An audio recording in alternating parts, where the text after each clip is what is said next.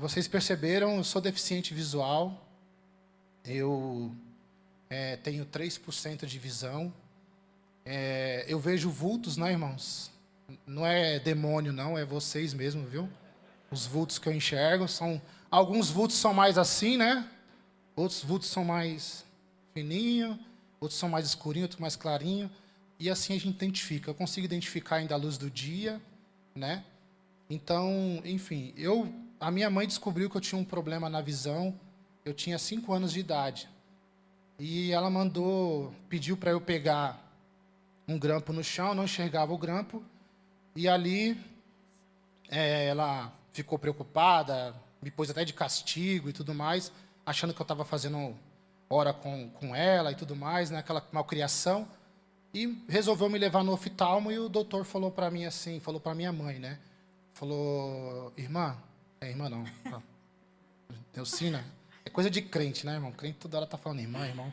Mas olha, seu filho quando fizer 18 anos, ele vai ficar cego. O doutor falou para minha mãe isso. A minha mãe ficou muito preocupada mesmo com aquela notícia. E ela começou a orar, assembleiana, né, do coque, né, aquelas que o fogo cai bem no funil do coque assim, vai direto no cérebro, né? A minha mãe começou a orar por minha cura. E começou a buscar a Deus, Senhor, cura o meu filho, cura o meu filho. Mas passou os 18 anos, eu tive uma infância, entre aspas, normal. Eu usei aquele óculos fundo de garrafa, sabe? Meu nome é Enéas, igual o do Enéas. Assim, aquele óculão. Tive uma infância, entre aspas, normal e tudo mais. E passou os 18 anos. Eu já trabalhava numa empresa nessa época. Trabalhava numa empresa. Comecei a trabalhar com 16 anos numa empresa, com toda a dificuldade ainda que eu tinha, né? E tudo mais. E quando foi um dia, eu saindo da empresa, eu peguei um ônibus, e aí o cobrador do ônibus bateu, né, tocou aqui em mim e falou, estão te chamando lá atrás. E quando eu virei, era uma amiga, né, na companhia da Vanessa. E aí foi que eu encontrei e conheci a Vanessa dentro do ônibus, né? Fui lá para trás, conversar com elas e tudo mais, ela me apresentou a Vanessa ali, você quer falar alguma coisa, você pode falar, tá bom? E aí me apresentou a Vanessa e tudo mais. E então a gente... Ali eu falei assim, já fiquei meio interessado, né? Eu falei, leva sua amiga no culto dos jovens lá na minha igreja e tal, né? E, enfim, ali eu conheci a Vanessa e desci do ônibus. Quer falar alguma coisa, amor? Ele quer que eu conte. Eu me lembro que nesse dia, né? Essa parte que... Eu fico com muito frio na barriga, irmãos, desde aquele dia. Eu sempre lembro dessa cena e eu sinto o mesmo friozinho. Sabe quando você conheceu aí seu cônjuge, né? Deu aquele friozinho na barriga? É isso que acontece quando eu falo dessa parte, porque ele entrou no ônibus, aí a minha amiga falou, o filho do pastor, meu amigo. Eu falei, chama ele. Aí quando o cobrador tocou assim no ombro dele, que ele virou, aí me deu aquele gelo. E eu me arrependi, falei, ai meu Deus, devia ter deixado ele lá mesmo. E aí quando ele veio, ele ficou conversando só comigo, esqueceu a nossa amiga, né? É claro, né? E aí quando ele desceu do ônibus, eu falei assim, eu não vou olhar para trás, você olha. Se ele olhar, eu já ganhei. E aí ela olhou e falou, ele tá olhando. Eu falei, então agora é meu, já era. Aí passou um tempo, eu fui lá na igreja dele, né, no culto de jovens. E ali a gente conversou bastante no caminho. Ele não deixou eu ir de carro, ele queria que eu fosse a pé com ele. Andei, irmãos, acho que uns 15 minutos. Começou bem, né? E a gente conversando. Quando foi no final do culto, a gente voltou também a pé. E aí no meio do caminho ele me pediu em namoro. Na época, acho que até hoje, né? Os jovens sempre falam, vamos orar, vamos pedir confirmação. Só que naquele dia, eu não sei o que deu, que eu falei, aceito. E ele falou assim, mas você não vai pedir para orar, pedir para... né? Eu falei, não, porque eu vou orar e vou chegar aqui com a mesma resposta. Então, que aceitou. Deus abençoe agora, vamos embora. Aceitou na hora. Até falei, nossa, você não vai para casa pensar? Não, para dar a mesma resposta depois? Não, quero namorar você, enfim. Começamos a namorar, irmãos. E... nós começamos a namorar e foi passando o tempo, foi passando os anos. E eu com esse meu problema na visão e tudo mais. Ele já mostrava que tinha um probleminha ali, né? E a minha mãe sempre... Minha mãe que reparava meu irmão quando começou a namorar, meus irmãos, ela que ficava reparando quem é que ia entrar na família dela, né? Então, com o Anderson não foi diferente. Então, ela ficava observando ele. E ela falava pra mim, Vanessa, esse rapaz tem algum problema na vista. Porque ele olha tudo perto, ele assiste a televisão perto, ele come com o prato muito perto do rosto. Tem algum problema. E aí já começou os conselhos aí, né? Você tem certeza que você vai namorar esse rapaz? Porque, ó, eu não sei não, ele é estranho, né? E aí, enfim, noivamos, né? Eu quero que você se prepare, porque assim, vocês vão dar risada, mas também vocês vão sentir muita raiva. E ao mesmo tempo, vocês vão se identificar muito com tudo que a gente vai contar aqui para vocês. Tá bom? Nosso testemunho envolve muita coisa nesse tipo. Nós estamos correndo um pouquinho porque a gente quer aproveitar o tempo aqui com vocês. Não sei quanto tempo eu tenho. Se tiver cronômetro, não funciona comigo, porque cego não vê cronômetro, né? Entendeu? Então, vai ficar na conta do pastor Roberto aí, depois. Mas, enfim, gente, brincadeiras à parte, né? Igual a Vanessa estava falando, continua. Então, aí nós noivamos e começamos a nos preparar para o casamento, né? E eu me lembro que teve uma vez que o meu sogro me levou para casa, né, de carro. Eu estava na casa dele e ele falou assim, eu vou te levar em casa, né? Hoje eu vou te levar em casa. E no meio do caminho, ele foi contando para mim, ó, o Anderson, quando criança, não enxergava. O médico já falou que com 18 anos ele ia ficar cego. E eu falei assim, não, pastor, porque... Eu conheci ele com 18 anos. E quando a gente foi casar, ele já estava para 21 anos. Já estava chegando nos 21 anos. E eu falei, ele já vai fazer 21 anos, ele não vai ficar cego, já passou, né? Aí ele falou, não, mas pode acontecer depois. Você tem certeza que você quer casar com ele? Porque, né, depois que casa, não tem mais jeito. Eu falei, não vai acontecer. Eu vou casar com ele, nós vamos ser felizes. Contos de fadas, né? E, enfim, corremos com o casamento. Aí, no dia do casamento, que eu estava me arrumando, vestida de noiva, meu pai foi me buscar, né, junto com o motorista, com o carro lá. E na porta, eu estava me trocando na casa da minha cunhada, e na porta de casa, assim, ele falou, tem certeza, filha, que você vai casar com esse rapaz? Porque, ó, ele pode ficar cego. E eu falei, meu Deus, de novo esse assunto, não vai ficar cego, tá repreendido, vocês estão enganados. Ó, já passou, era com 18 anos, ele tá com 21, não vai. E ele até eu acho interessante, porque quando a gente tá no desespero, a gente fala umas coisas, né? E meu pai falou assim, ó, o cartório te dá 30 dias para você separar de graça. Você não vai nem precisar pagar. Então, com 30 dias, você ainda tem 30 dias para desistir. Eu falei, pai, pelo amor de Deus, eu vou casar com o Anderson e ponto final. E casamos. Vocês viram, né, irmãos? Ficou todo o alerta e tudo mais. Mas quando nós subimos no altar e prometemos que na doença, na alegria, na tristeza, e tudo isso nós prometemos diante de Deus. Mas quando é no dia a dia...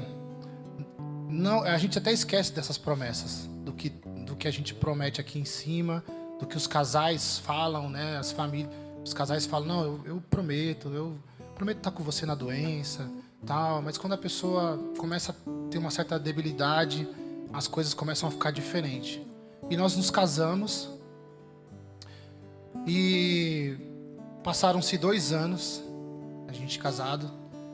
Nosso filho mais velho nasceu, o Alisson, depois de 2 anos. Nós casamos, eu tinha 21 anos. A Vanessa tinha 19, né, amor? 19 anos.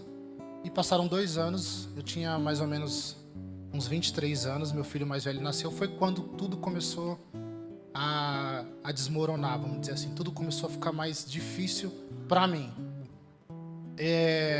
Tudo começou a ficar mais rápido. Eu comecei a tropeçar na rua.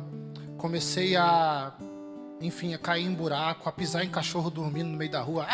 Aquela coisa, aquela confusão no meio da rua. E aquela coisa louca, e andava no metrô de São Paulo, mas bem devagarzinho assim, para não trombar nas pessoas, e tudo começou a ficar mais rápido para mim. Começou a ficar mais difícil. E nessa, eu acabei perdendo meu emprego. Trabalhava numa metalúrgica e perdi o meu emprego. Então aí toda a nossa luta começou. Toda a nossa dificuldade começou. É sempre bom você lembrar de onde Deus te tirou e de onde Deus te colocou. Nós sempre temos que olhar para trás e olhar para trás com gratidão e olhar para frente com esperança. Eu sempre falo isso. E olhar para os lados porque com muito amor, porque deve ter pessoas do seu lado precisando de uma ajuda. Quando a gente conta o nosso testemunho, meu coração começa a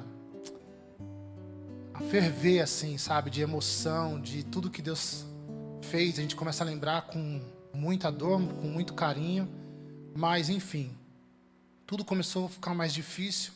Perdi meu trabalho, perdi meu emprego e quer falar, mãe? Na época, eu cresci num lar onde a minha mãe trabalhava, mas quando ela teve os seus 2 primeiros filhos, que foi meu irmão e eu, depois vieram mais 2. O meu pai falou para ela parar de trabalhar. Ele falou, não, você quer ficar em casa? Então fique em casa, cria as crianças, eu sustento todo mundo. Nós não éramos ricos, mas dava para viver dessa forma. Então a minha mãe optou em cuidar dos filhos, enquanto meu pai sustentava a casa. Então eu cresci com aquela imagem, né? Eu cresci com um sonho de ser igual a minha mãe. Eu queria ficar em casa, eu queria ter 4 filhos, como ela teve, e eu queria ser madame, né? Então, quando o Anderson começou a ter essas dificuldades, eu tive que sair para trabalhar, porque quando eu casei com ele, eu não trabalhava. Eu trabalhei antes, pra gente correr com o casamento, comprar enxoval, aquela alegria toda. E depois que a gente casou, eu também saí do serviço. Falei, vou ficar em casa. Aí tive o Alisson, né? O Alisson nasceu e aí a visão dele... ele perdeu o emprego, na verdade. Não arrumava mais emprego em lugar nenhum, porque sempre barravam ele no exame médico, né? Passava em tudo, mas chegava na hora de dar visão, não enxergava. Então os médicos não queriam passar ele para o trabalho. Então eu tive que sair para trabalhar. Um dos médicos, quando eu ia fazer o exame, né? Ele falava assim para mim, Anderson, e um deles, né, falou para mim assim, Anderson, com essa visão que você tem, você consegue um benefício, né, do governo e tudo mais. E então eu comecei a ir atrás do benefício do governo. E aí aqui tá o negócio. Não foi só a doença, mas a nossa vida financeira, ela começou a ficar difícil. E a gente vê muitos casais, famílias se quebrando, se separando, por causa de vida financeira também, né? E eu acho que é um dos maiores motivos de separação, de divórcio, é a vida financeira. Então a nossa vida financeira também começou a ficar difícil. Começou a ficar difícil porque eu não trabalhava mais, não recebia, igual a Vanessa tá falando agora. Ela começou a sair para trabalhar. E eu comecei a ficar em casa para cuidar do menino, né? E da casa. A minha intenção sempre foi trabalhar para manter a minha casa. Mas as coisas se inverteram para nós. E aí, nessa época, nós também morávamos... Meu pai ainda tem, né, as casas de aluguéis. Então, ele cedeu uma casa para a gente. E eu precisava falar... Porque, assim, já encurtando um pouquinho... Nessa época, a gente já sabia que o Anderson já não estava mais enxergando, né? A gente chegou aí no hospital especializado... em São Paulo, SEMA, né? E foi diagnosticado que realmente a visão dele declinou assim não tinha, acho que era uns 95% tinha caído, né? Foi muito brusco. E aí eu comecei a querer achar uma desculpa, porque eu não tinha coragem de falar para ele que eu sempre amei o Anderson, nunca deixei de amar o meu marido, mas eu comecei a ter vergonha de andar com uma pessoa deficiente do meu lado. E eu não queria falar isso para ele, porque isso machuca, né, irmãos? E também é uma grande ignorância da minha parte naquela época, mas foi o que eu senti no momento. Então eu comecei a procurar alguma coisa para pôr a culpa, e aí eu lembrei que eu morava na casa do meu pai, e eu comecei a falar para ele: eu quero que você me tire daqui, porque eu moro com os meus pais na casa dele, eu quero ter a nossa casa, essa casa que tem como que é? Umidade. É úmida, né? Úmida. Era úmida a casa e mofava as coisas, então eu fui achando uns defeitos lá e falando para ele. Nós morávamos numa casa de 2 cômodos e um banheiro. Casa bem pequenininha. E nosso quarto era quarto, sala e quarto do Alisson, que tinha um berço lá dentro. E o outro era o cômodo, era a cozinha e um banheiro.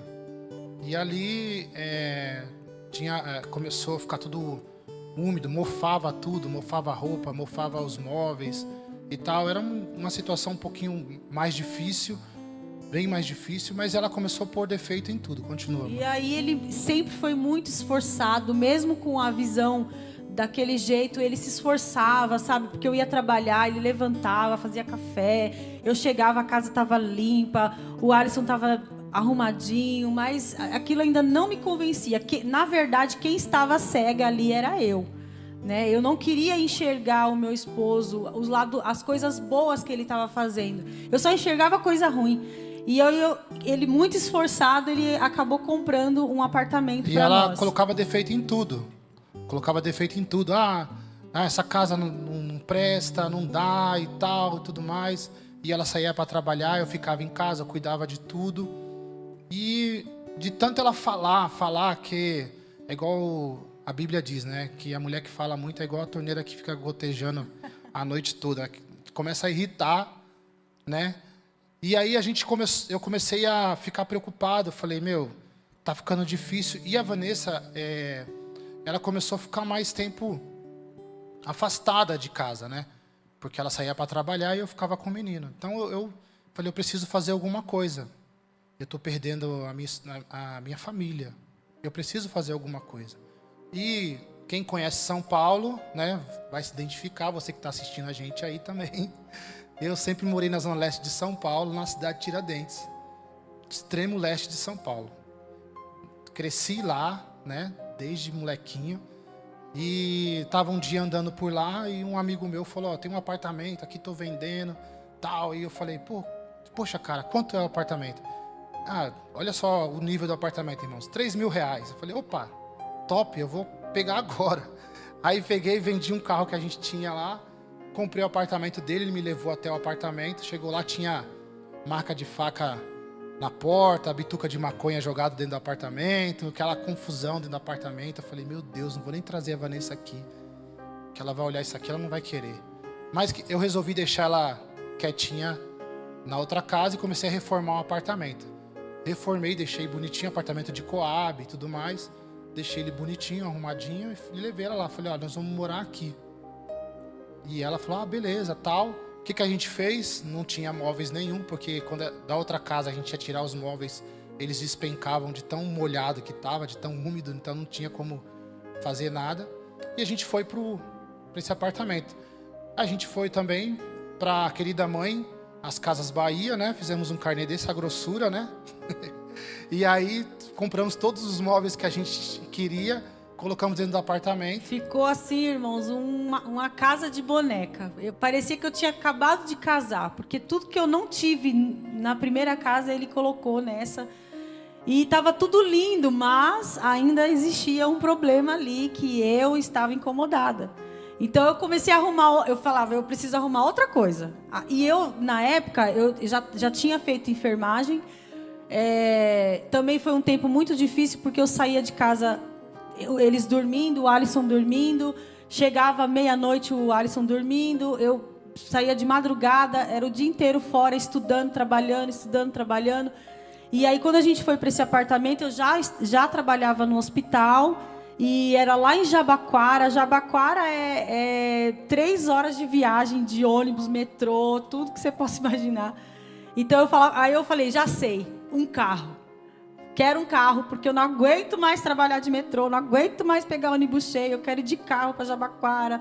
E aí ele de novo se esforçou, comprou um carrinho lá para mim. E eu fui me esforçando porque eu via que ela não estava feliz. Mas eu queria, de qualquer forma, fazer a Vanessa feliz. E a gente não casa para ser feliz, a gente casa para fazer a pessoa feliz, né? Se eu casar nessa intenção de tipo, vou casar para ser feliz, beleza, você tem que ser feliz mesmo. Mas se eu não fizer a Vanessa feliz, ela não vai me fazer feliz. É uma via de mão dupla, né? Então, eu falei, ela tá reclamando muito e tal, e fui lá, comprei o carro. Compramos o carro, mesmo com toda a dificuldade que a gente tinha. Ela trabalhava na área da enfermagem. E, irmãos, a gente está tentando resumir aqui uma história de 8, 9, né, mais ou menos aí, quase 10 anos aí. A gente está tentando resumir uma história para vocês de muitos... Porque nessa época também o Alisson começou a engatinhar, começou a andar, começou a falar. E eu não sei se todas aqui são mães, mas como é difícil, irmãs, vocês perderem essa fase do filho. E eu me lembro de uma vez que eu cheguei meia-noite em casa e o Anderson estava segurando o Alisson, pequenininho, bebezinho de meses. E ele falou assim, vem cá, eu quero te mostrar uma coisa. Eu segurei ele acordado até agora. E ele colocou o Alisson assim, eu me lembro, até a roupa que ele estava, ele era tão gordinho, tão fofinho.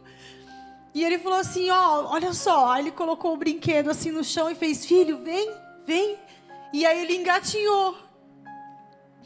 Para mim, irmãos, eu não conseguia sentir alegria. Eu ficava com tanta raiva. E a Bíblia fala para nós sermos tardios em irar-se, né? Porque a ira, ela só vem para destruir. E eu não vigiei nessa hora. Eu comecei a deixar aquela ira entrar dentro de mim. Quando eu estava de folga em casa, o Alisson ficou de pé no berço. Eu dei um grito, porque eu perdi aquilo. Eu falei, eu não acredito. E aí ele sentou, assustado. Não queria mais ficar de pé, porque eu gritei com ele. A primeira palavra dele foi papai. E eu ficava, mamãe. E ele, papai. E eu, mamãe, menino. E ele, papai. Ai, irmãos. Mas aí eu tô dando risada. Mas o ódio ali foi muito grande. E assim foi, irmãos. A gente, a Vanessa perdendo muita coisa. Eu em casa. Nesse período eu já tinha medo de sair de casa. Eu saía no máximo para levar o Alisson na escola e voltava de novo.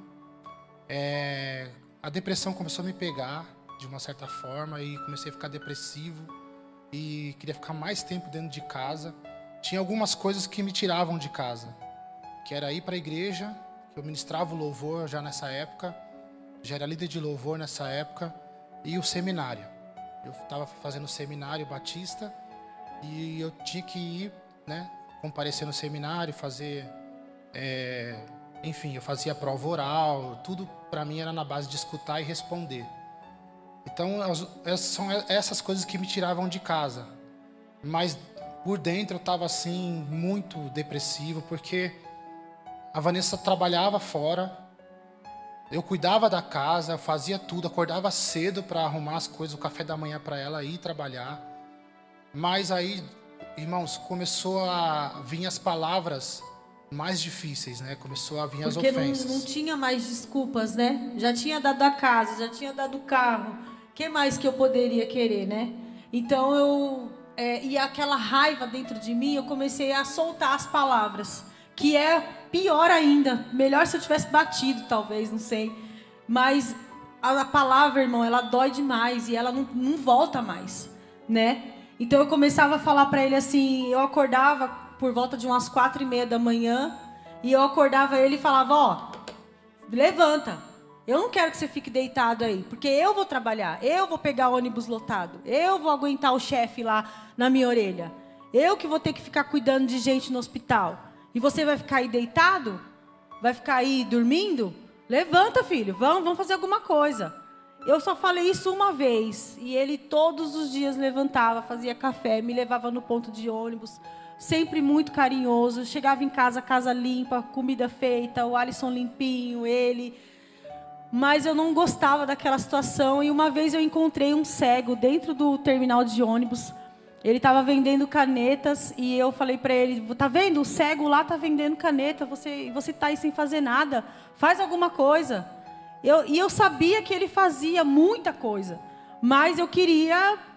Eu não sei, irmãos, não sei o que eu tinha na cabeça naquela época. A gente está tentando diminuir um pouquinho, né, do que as brigas que começaram a ter, as ofensas, né?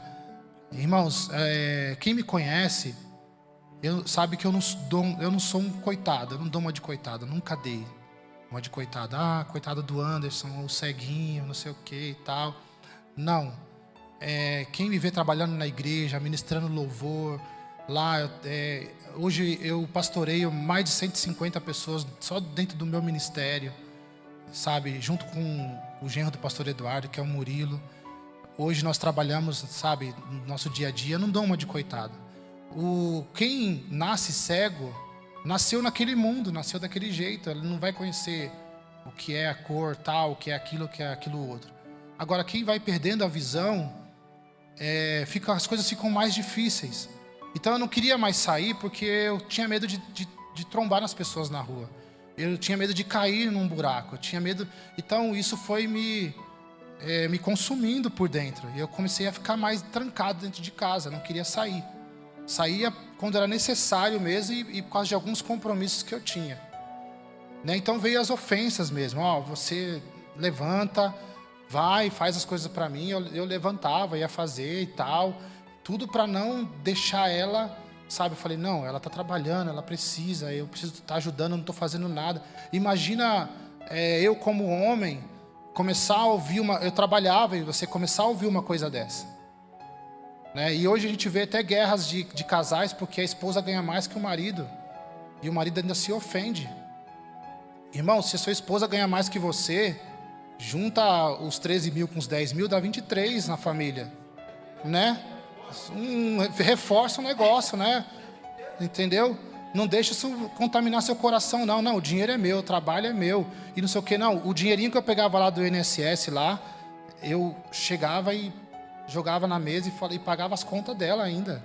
E ela trabalhando fora, porque várias vezes eu tirei ela do cheque especial, entendeu?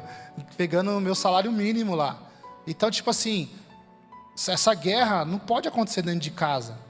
Mas eu queria, falando de uma certa forma, eu queria estar ajudando. Não, deixava a casa limpa, arrumadinha. Comecei a fazer feijão, arroz. Comecei a fazer as coisas. Cego, tal, tudo isso sem enxergar. E comecei a agir mais, né, em favor dela. Até você que enxerga aí, que é preguiçoso, irmão. Por favor, faz alguma coisa para tua esposa. Entendeu? Sabe, Eita, faz uma comidinha lá. Uma especialidade para ela, né? Não faz isso não. Sem contendas, hein? Não querendo, sabe? Mas tudo isso aqui, pra gente é tão difícil a gente se expor, mas a gente decidiu se expor. A gente decidiu falar aquilo que Deus fez na nossa vida para que você se identifique com isso. Eu mandava ele embora, irmãos. Eu fazia a mala dele, falava, você vai embora, eu não quero você aqui. E chegou um momento que não dava mais para esconder, e ele perguntando o que está acontecendo, e eu não tinha vontade de vir para casa, eu ficava pegando plantão no hospital para não vir para casa, para não encontrar com ele daquela situação. E foram assim, vários e vários anos, porque outra coisa muito importante, a gente passando por tudo isso dentro de casa. Né? E tem duas coisas importantes que eu quero falar para vocês dentro do nosso testemunho. Eu não falava nada da Vanessa para ninguém. Não falava nada do que estava acontecendo dentro de casa. Eu chegava na igreja, pegava o meu violão, ia ministrar o louvor, ia falar com o pessoal. As pessoas perguntavam, como é que tá a Vanessa? Tá tudo bem. Tá trabalhando? Como é que ela tá? Tá trabalhando. Que ela agora tá pegando 2 plantões, tal, e tá lá, e eu na igreja sozinha. A Vanessa começou a se afastar das coisas de Deus. E eu lá buscando ao Senhor, mas buscando ao Senhor naquele propósito. Senhor, a minha família pertence a Ti, a minha família pertence a Ti, a minha família pertence a Ti. E ela começou a ficar afastada. E as pessoas perguntavam, porque às vezes a pessoa pergunta, aí, como é que está a sua esposa? Aquela tranqueira? Meu Deus do céu, ela não para de falar, reclama de tudo. Ah, eu vou me separar dela, eu vou me divorciar, não quero nem saber dessa mulher. Pelo amor de Deus, não aguento. E começa a vomitar coisas de pessoas que não tem nada a ver. E tem pessoas que você tem, as pessoas certas que a gente tem que procurar, né? Para conversar. O nosso pastor, o nosso líder. A gente tem que procurar as pessoas certas. Eu estou falando isso daqui, irmãos, até para quem está assistindo. Eu não sei onde vai chegar essa transmissão, mas eu estou falando porque o Espírito Santo coloca no meu coração. E aí, eu não falava nada da Vanessa. Eu sempre falo aquele salmo primeiro, que tem tudo a ver comigo e com o meu testemunho, porque quando eu era criança eu era muito peralta, eu aprontava demais. Então a minha mãe me colocava de castigo e falava assim para mim: enquanto você não decorar um salmo, você não vai sair do castigo. Eu não traumatizei não, viu, irmãos? Não tô doido, não traumatizei, não rasguei a Bíblia, tá? Pelo contrário. A palavra do Senhor diz assim, é para a gente guardar a palavra do Senhor no nosso coração, né? E quando a palavra vem, ela vem de encontro, ela não volta vazia. E tem o Salmo 1 que diz assim: bem-aventurado o homem que não anda segundo o conselho dos ímpios, nem se detém no caminho dos pecadores, nem se assenta na roda dos escarnecedores. Mas antes tem o seu prazer na lei do Senhor, e na sua lei medita de dia e de noite. Pois será como uma árvore plantada junto a ribeiros de águas, ao qual dá o seu fruto na estação própria, cujas folhas não caem, e tudo quanto fizer prosperará. E esse é o versículo que eu mais amo, pois será como uma árvore plantada. Eu decidi casar, decidi ter uma raiz, decidi firmar a minha árvore na minha família, e decidi no tempo certo colher os frutos. Mas o versículo 1 diz: bem-aventurado o homem que não anda segundo os conselhos dos ímpios. A Vanessa começou a trabalhar muito. E as amigas, entre aspas, falavam assim para ela: você merece um cara que enxerga. Você merece um cara que vem te buscar no trabalho de carro, que dirige para você, que faz as coisas para você. E isso começou a entrar no coração dela. Quantas vezes eu cheguei em casa e as amigas, entre aspas, estavam escondidas para ver se eu estava fingindo ou não. Acho que ele está fingindo, velho. Está te enganando, está dando golpe. Entendeu? Vou dar um golpe na enfermeira, irmão. Entendeu? Sabe, tá te dando golpe, não quer ele tá preguiçoso, ele não quer trabalhar, e não sei o quê. E elas ficavam escondidas atrás das portas. E eu chegava: tem alguém aqui, Vanessa? Tal, ela... Aí saía a menina atrás da porta: ah, te enganei, ela tá só escondida para ir fazer uma brincadeira sem graça ali e tal. E quantas vezes isso aconteceu? E quantas vezes também a Vanessa começou a se afastar dos caminhos do Senhor, assim, da igreja, das coisas que foram chegando, assim, os finais de ano, ela não ficava mais comigo. Ela pegava o Alisson, ia para uma chácara de uma amiga, de alguém, e eu ficava sozinha em casa. Eu falei que você ia ficar com raiva, você deve estar pensando um monte de coisa aí agora. Não me bate não, irmão. Mas a gente sabe que tudo isso foi para um propósito, né? A nossa maior luta vai se tornar o nosso maior ministério. E aí, quantas vezes ela fez isso? E eu tenho foto com amigos, assim, de fim de ano, com aquela cara amarela, aquele sorriso amarelo tão triste. E ela longe. E até que chegou um dia que eu cheguei em casa, tava aquela trouxa de roupa arrumada assim. E ela falou: tá vendo? Aqui tá suas roupas, você vai embora. Eu falei: não vou embora. Você vai embora. Não vou, não vou. E aquela confusão toda e tal, eu não ia embora. Eu falei: não, eu casei para ser casado com uma mulher só. Deus me deu você, Deus uniu a gente. E eu vou ficar aqui. Até que foi se passando os dias, até que um dia ela chegou e falou: quem vai embora sou eu. Já que você não vai, eu vou embora. Então eu lembro que eu fui levar ela no ponto de ônibus. E aí ela entrou no ônibus junto com o Alisson e foi embora. No meio de uma briga, no meio de uma discussão toda de família, a gente esquece de uma coisa. A gente esquece dos filhos que estão no meio de toda a confusão. A gente não pensa neles, a gente pensa na nossa felicidade. A gente pensa na nossa alegria. Não, eu quero ser feliz. E meu filho começou pequenininho. Você acha que ele não está entendendo as coisas? eu ia falar com ele, Alisson, tudo bem, filho? E ele virava o rosto para mim. Não queria falar comigo. Ele começou a ficar com raiva de mim. Entendeu? Porque a Vanessa começou a falar para ele, nós vamos embora de casa, eu não vou ficar mais com o papai. E aí ele começou a achar que a culpa, enfim, não tem culpado na história, não é isso que a gente quer apontar. Mas ele começou a ficar com raiva do pai, contra, porque num divórcio, numa separação, quantos pais fazem isso? Coloca o filho contra o pai, ou o pai contra o filho contra a mãe, e fica o filho fica como, como é que fala? Fica como carteiro leva recado, isso, obrigado, irmão. Ele fica levando o recado, fale para tua mãe que a janta está pronta. Fale para o teu pai que a janta está pronta. Aí o pai fala, fale para tua mãe que eu quero a minha camisa passada. E o filho fica no meio, levando recadinho para lá e para cá, mas ele está absorvendo tudo aquilo. E isso gerou problemas no meu filho, até problemas futuros nele, no Alisson. E a gente esquece disso. Esquece de filho, esquece que a gente prometeu no altar, esquece várias coisas. E tudo começou a ficar mais complicado, até que ela foi embora. E um dia eu estava em frente à igreja, tinha que terminado o culto, era o culto da manhã, isso lá em São Paulo. E eu estava parado em frente à igreja, nunca falei nada para ninguém, como eu falei para os irmãos. E aí o meu pastor, estava uma roda de amigos assim, o meu pastor chegou em mim e falou, Anderson, e aí? Como é que tá a Vanessa? Aí eu não aguentei, irmãos. Aí eu comecei a chorar. E eu falei, pastor, tá difícil. Ela foi embora de casa, ela não está mais morando comigo e tudo mais. Aí ele, meu Deus, já tá nesse pé? Eu falei, sim.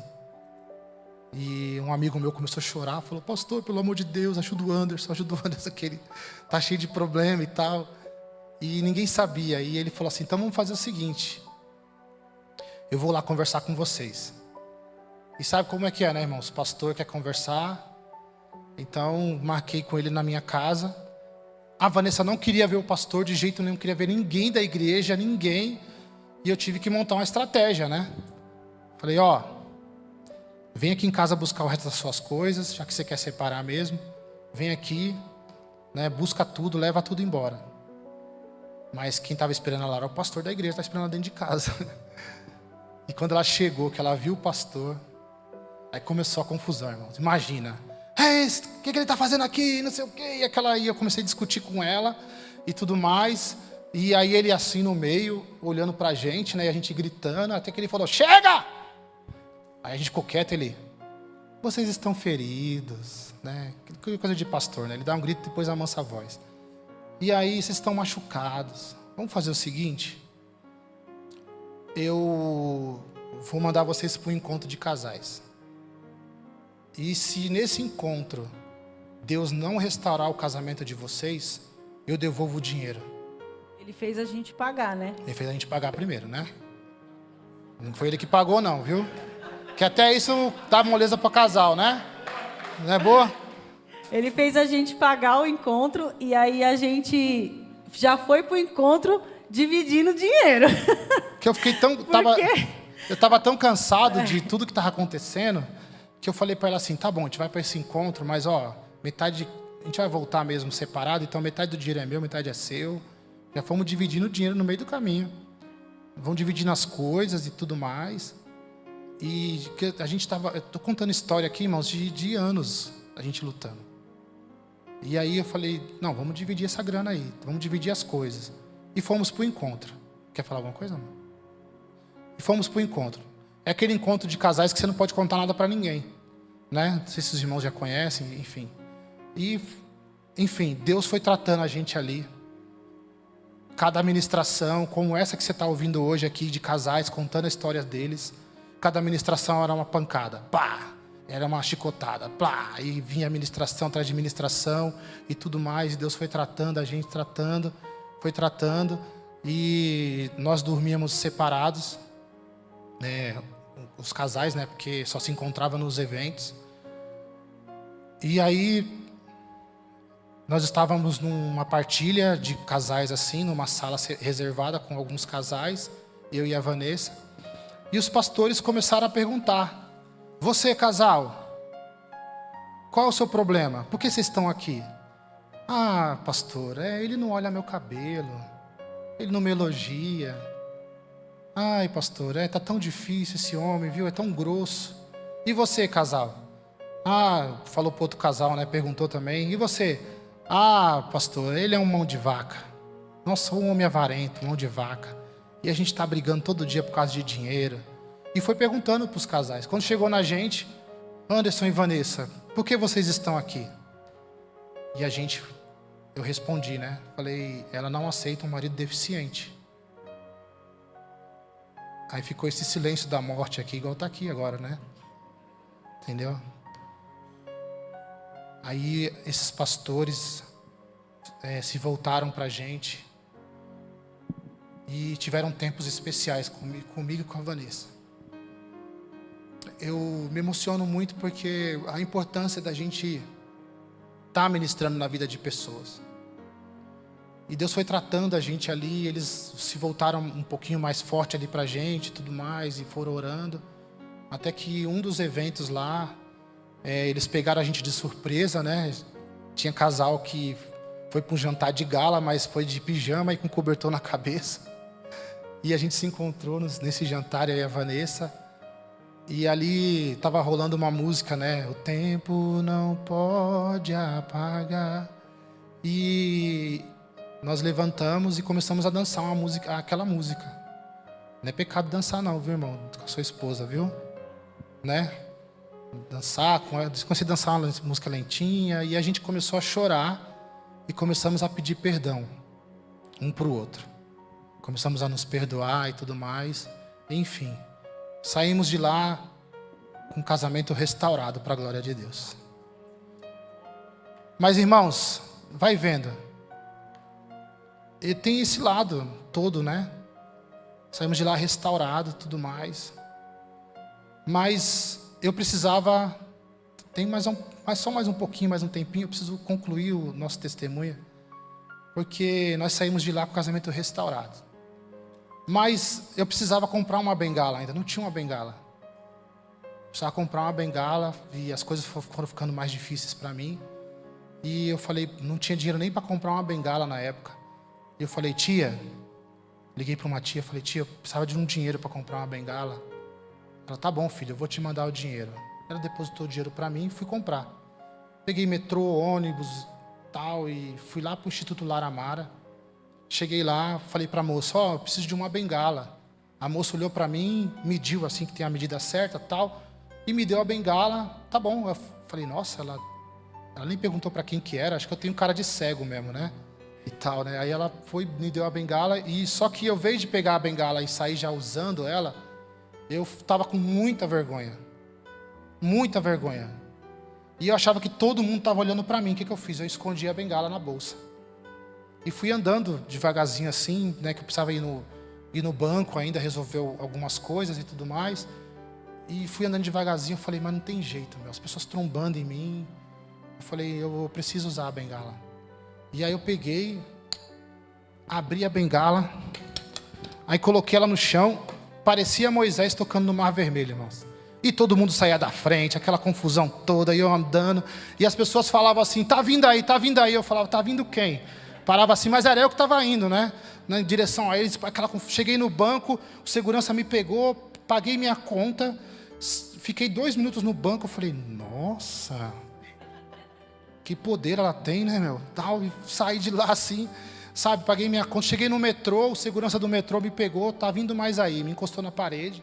Eu falei, tá vindo mais o quê? Daqui a pouco aquele monte de cego um agarrado no outro. Agarraram no meu braço e saíram me puxando também. E tudo mais. E aí eu falei, meu Deus do céu. Paramos na plataforma do metrô. Os ceguinhos assim, paramos na plataforma para esperar o metrô. E meu rosto queimava de vergonha, queimava. E eu falei, meu Deus do céu, o que eu faço? E aí eu falei, vou conversar com esse pessoal, né? Falei, aí o ceguinho falou comigo assim, estou muito feliz. Eu falei, é mesmo? Você está feliz por quê? Comprei minha primeira bengala hoje. Nossa, estou com a minha bengala aqui, cara, consegui comprar. Eu falei, né? Aí o outro, falei, e você, o que você faz? Perguntei por outro cego, né? eu sou TI. Falei, caramba, um cego TI, meu? Misericórdia, cara. Né? E aí tinha uma ceguinha do lado, falei para ela assim, e você, o que você faz? Ela, eu sou dançarina. Aí o outro cego falou, então dança para eu ver, né?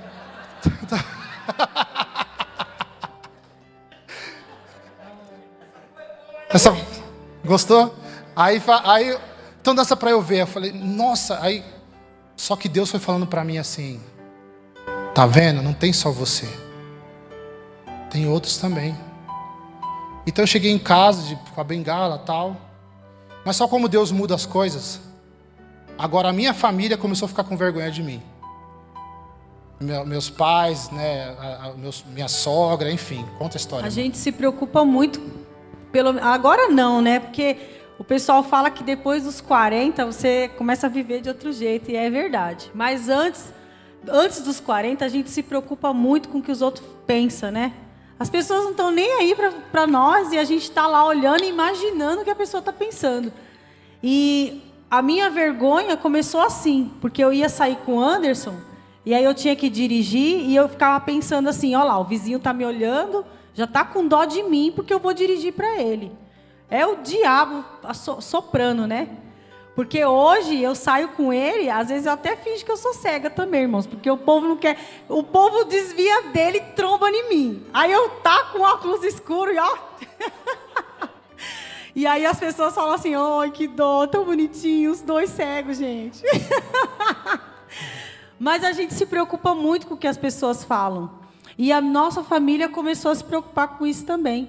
Quando nós fomos tratados lá no encontro, eu aceitei o Anderson do jeito que ele é, do jeito que ele está agora, né? E sempre amei, continuo amando, não tenho vergonha, mas a nossa família começou a ficar com vergonha.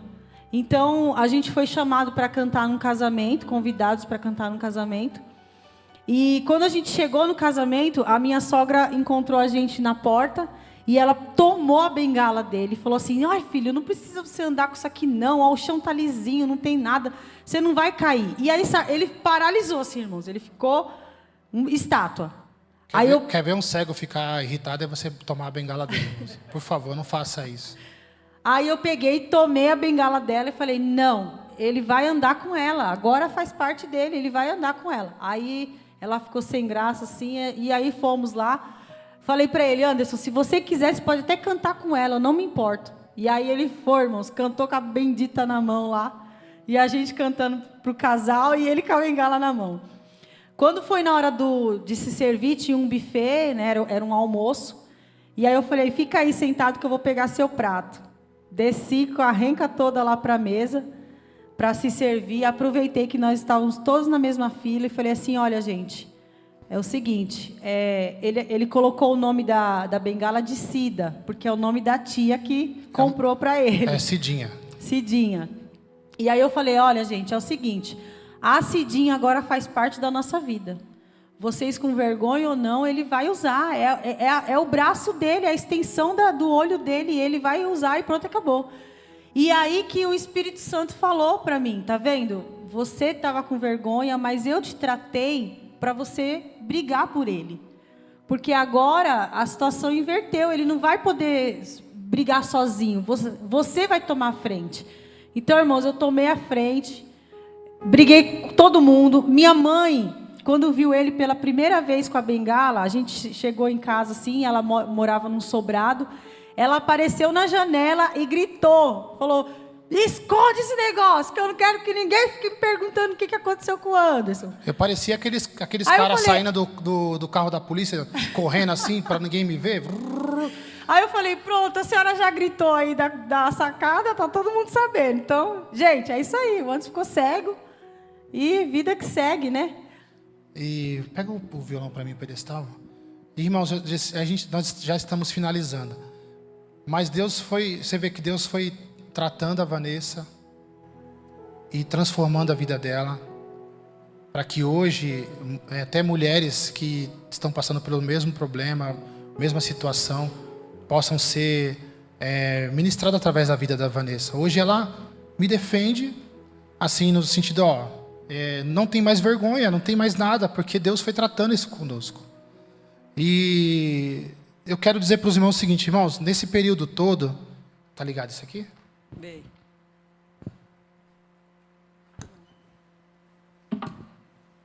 Som. Nesse período todo, como eu falei para os irmãos, eu tive depressão, eu não queria sair de casa, eu queria ficar trancado dentro de casa, eu vi meu casamento quase acabando, mas teve períodos que eu fui para o joelho, eu fui para a oração. Vocês não sabem o poder que tem a oração, como a oração, ela muda situações. A Bíblia diz, a oração do justo pode muito ter seus efeitos, né? E você vê que Deus vai mudando, até que eu estava um dia em casa, vendo o meu casamento acabando, as coisas, sabe, assim, sendo tudo destruído, e eu falei, Senhor, se o Senhor não estiver comigo, eu não vou conseguir. Se o Senhor não caminhar comigo, eu não vou conseguir, Senhor. Então, Senhor, fica mais perto de mim. Fica mais perto de mim. E aí, irmãos, a minha oração, ela se tornou uma canção. E eu quero compartilhar com vocês aqui um pedacinho dela. Eu dizia para o Senhor, eu dizia para Ele assim, ó, mais perto eu quero estar de Ti, Senhor.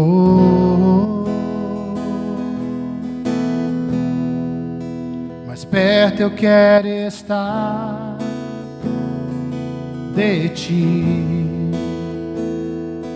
ó Pai.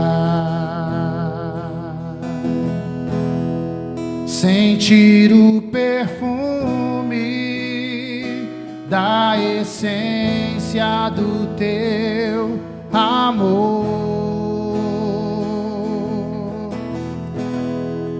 deitar em Teu colo e em Teus braços me envolver e sentir Teu coração bater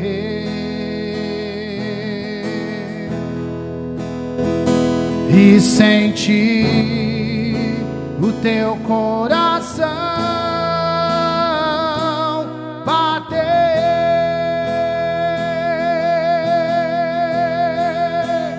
Leva-me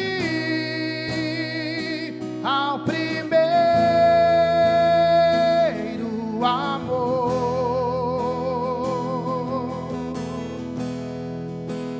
quero sentir o Teu calor,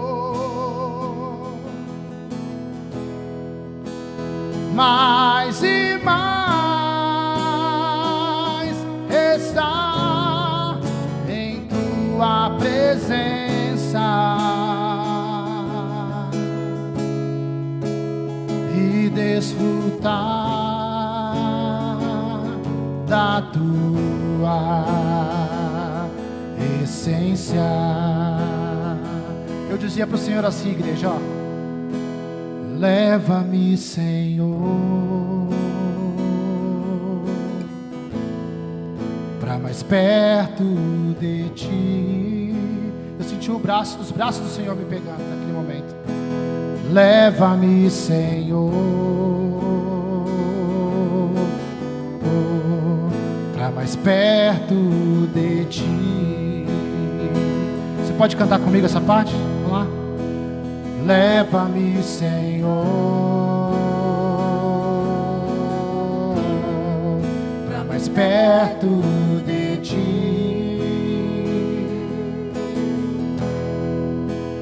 Leva-me, Senhor, leva-me, Senhor, para mais perto de Ti.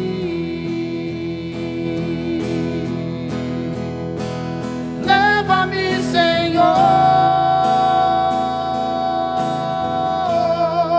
para mais perto de Ti.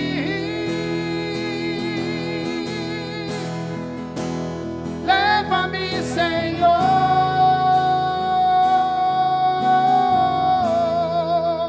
para mais perto de ti.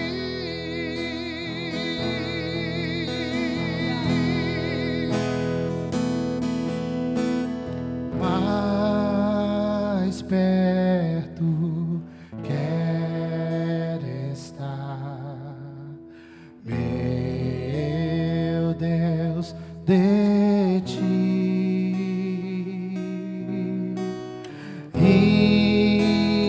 Ainda que seja dor que me una a ti, sempre te suplicar, mais perto quero estar, mais perto quero estar, meu Deus, de ti.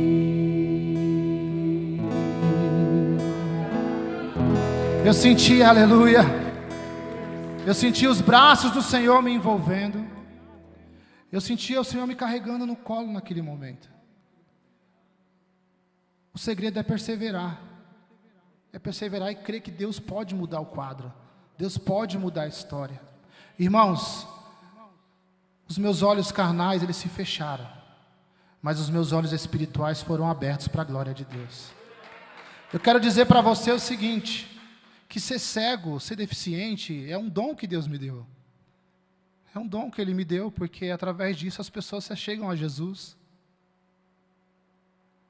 E aí eu fui ao médico, depois de tudo isso que aconteceu, eu fui ao médico e o doutor falou para mim, Anderson, se acostuma com as suas coisas, não tem cirurgia, eu tenho retiniose pigmentar.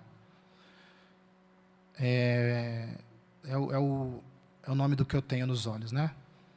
E o doutor falou, se acostuma com as suas coisas, né? Enfim, deixa ele guardar as coisas dele. Eu estava junto com o meu pastor naquele momento. E ele falou que não tinha cirurgia, não tinha o que fazer. Eu fui para casa muito chateado. Eu falei, puxa, não tem cirurgia, não tem nada. Então, a depressão começou a falar de novo, né, no meu coração. Vai para casa, se tranca e fica deitado, né? E aí eu cheguei em casa, irmãos, já fui direto para a cama, né? Puxei o cobertor e ali fiquei e o telefone tocou. E era a minha tia Cida, né, de novo.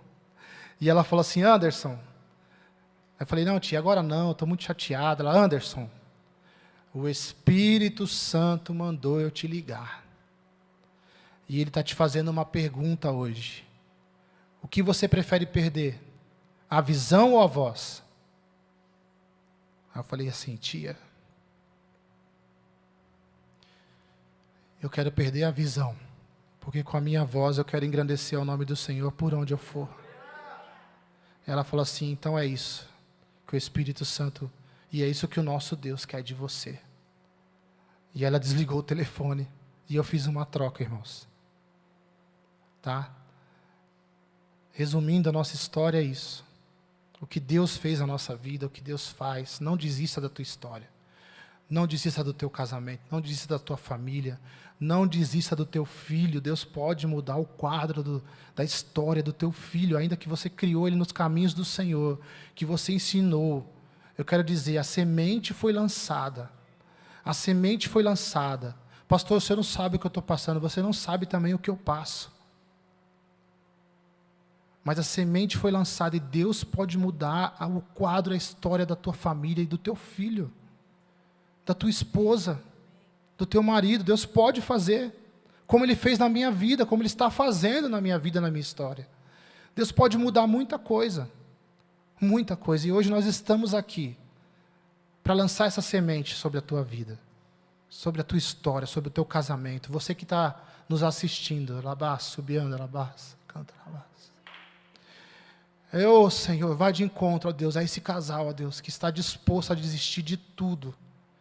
Ó Pai querido, essa família, esse marido, Senhor Deus, que está chorando, ó Deus, Pai, todos os dias, Senhor, vai de encontro agora, Senhor, e muda a história agora, Senhor. Ó Pai, eu não tenho poder, mas o Teu Espírito tem. Por isso, ó Pai, o Teu Espírito vai de encontro agora, Senhor Deus. Ó Pai, atravessa o oceano agora, Senhor. E vai lá de encontro, ó Pai, ao coração, Senhor. Muda o quadro, muda essa história, Senhor Deus. Porque o Senhor tem grandes coisas para fazer, o Senhor tem grandes coisas para realizar. Aquele que começou a boa obra é fiel para completar, aleluias. Porque nem olhos viram, nem ouvidos ouviram, nem subiu ao coração do homem o que o Senhor tem preparado. Ele faz infinitamente mais daquilo que pedimos ou pensamos. E Ele pode fazer todas as coisas. Bem-aventurado é o homem que medita na palavra do Senhor de dia e de noite. E ele será como árvore plantada. Pode vir o vento, pode vir a tempestade, pode vir o que for, mas no tempo certo ele vai colher os frutos. Porque a raiz dele está firmada no Senhor. Firmada, firmada. Você já viu um campo todo seco? A grama toda seca? E lá no meio você vê uma árvore verdinha. Vocês já viram isso? É porque a raiz daquela árvore está tão profunda que ela encontrou água. E a nossa raiz tem que estar tão profunda, até encontrar a água viva que se chama Jesus. Amém. É nele que nós temos que ficar firmes. Você pode ficar em pé, irmãos, para a gente orar? E só para terminar aqui também, vocês lembram do meu sonho? De ser mãe, ficar em casa, sustentado pelo marido? O Senhor realiza, irmãos. O Senhor realiza sonhos. Hoje... O ceguinho mantém a casa. Ele que sustenta a nossa casa. Eu estou estudando hoje, meu filho está estudando. Olha, pela glória de Deus, não sei nem como, mas o Senhor tem dado sustento. E é só Ele, só Ele. E eu queria ter 4 filhos, igual minha mãe. Eu tive 2. Mas o Senhor enche a minha casa de filhos, de filhas.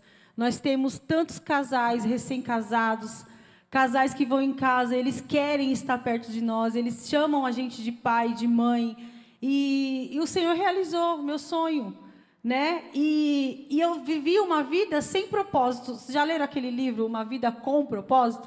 Eu precisei ler aquele livro, acho que umas 5 vezes, porque eu não tinha... Eu vivia assim, deixa a vida me levar. E hoje eu tenho também um propósito. Eu estou estudando, vou me formar... nós 2 trabalhamos juntos. Então, assim, o Senhor me deu sonhos, o Senhor me deu realizações, e o Senhor tem para você também. Não acabou, não é o final. E a vida é feita de ciclos. De repente, hoje o Senhor deu um ponto final e Ele começa a gerar outro ciclo, outras histórias. Aquele papel que você deixou lá na gaveta, que você escreveu, projetos... Você largou lá, o Senhor manda você pegar de volta. Porque Ele realiza sonhos, Ele traz projetos. Ah, mas não tem recurso, não tem pessoas. Ele vai mandar, Ele vai enviar. Porque aquele que começou a boa obra, Ele é fiel para cumprir. Ele vai completar. Amém. Amém? Glória a Deus. Vamos orar, irmãos. Vamos orar e que o Espírito Santo trabalhe no teu coração. Que o Senhor derrame hoje uma unção nova e fresca sobre a tua vida, sobre a tua história, sobre o teu casamento. Pai, eu profetizo, Deus, uma unção nova sobre os teus filhos. Aqui, ó Pai querido, há pessoas que entraram aqui cansados, mas exaustos. Cansados, ó Pai, com os ombros pesados. Ó Pai, e lutando, Senhor Deus, não sabe o que fazer, não sabe para onde correr. Ó Pai, que o Senhor derrame um bálsamo, Senhor Deus, de paz.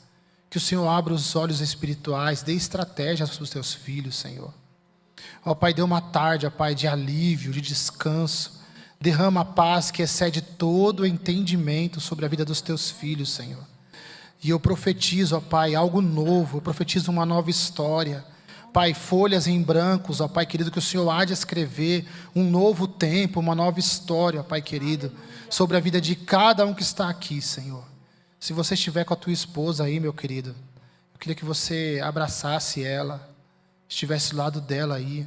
Eu sei que não é um encontro de casais, mas o Espírito Santo coloca no meu coração, você que está nos assistindo também, se você estiver com a tua esposa aí, com o teu marido, fica do ladinho dele aí, do ladinho dela, pegue na mão dela e comece a orar por ele, comece a orar por ela.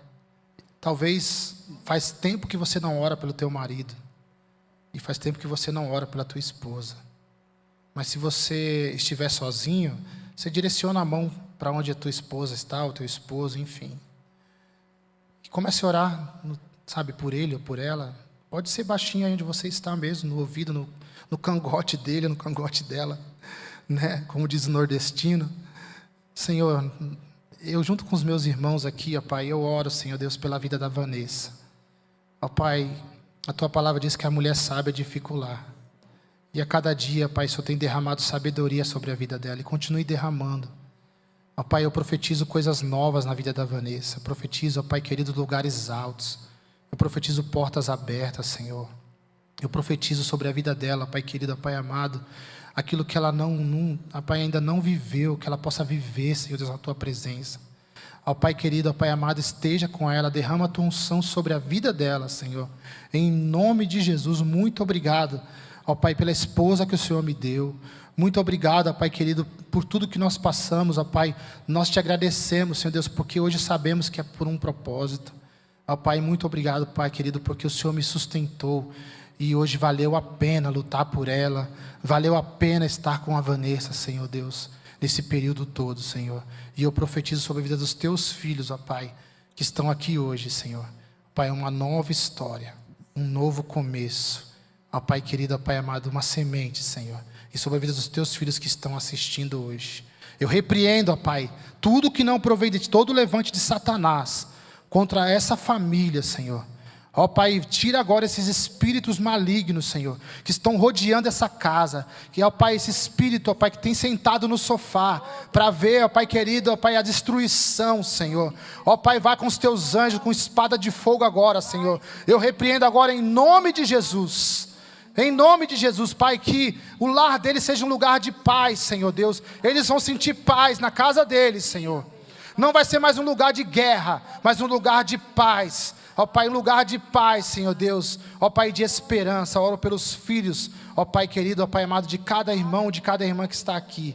Pai, a Tua palavra diz que os nossos filhos são como flechas na mão do guerreiro, Senhor. Que nós, ó Pai querido, possamos acertar o alvo, Senhor. Ó Pai querido, aquele propósito que o Senhor tem na vida de cada filho, ó Pai querido, nós colocamos nas Tuas mãos e te pedimos. Em nome de Jesus. Amém, Senhor Deus.